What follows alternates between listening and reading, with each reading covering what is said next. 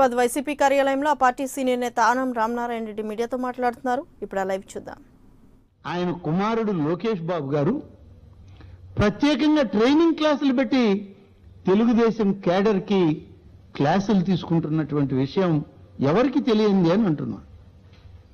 ఇవాళ మీరు నిరంతరం చేసే కార్యక్రమం అది, మీకు అదొక నిరంతర ప్రక్రియగా మారిపోయింది.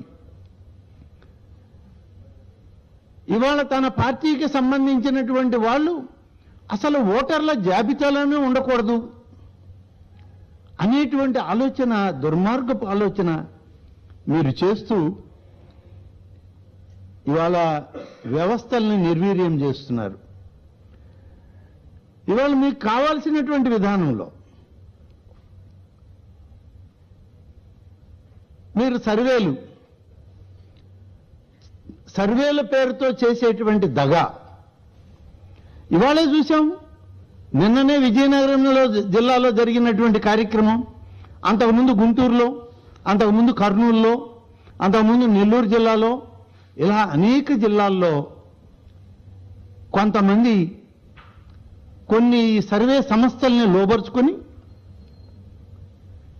లోకేష్ గారి నేతృత్వంలో తెలుగు యువత నాయకులకి పనులు అప్పజెప్పి సర్వేల పేర్లతో ట్యాబ్లు ఇచ్చి ఆ ట్యాబులతో మీరు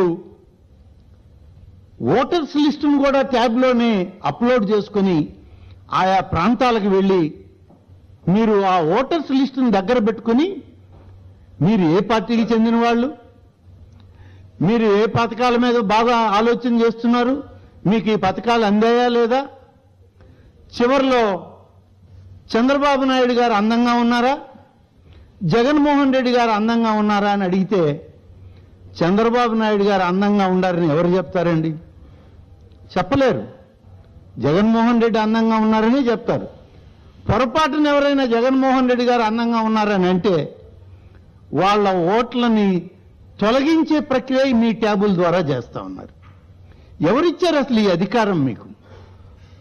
దీనికి నువ్వు ట్రైనింగ్ క్లాసులు గడిచిన 2 సంవత్సరాల నుంచి నీ కుమారుడి ఆధ్వర్యంలో, లోకేష్ గారి ఆధ్వర్యంలో ట్రైనింగ్ క్లాసులు పెట్టి తెలుగు యువత కార్యకర్తలందరినీ దాంట్లో తయారు చేసి సర్వే సంస్థలతో మీకు జాయిన్ చేసుకుని ఇవాళ ఈ కార్యక్రమాలు చేస్తున్నారు.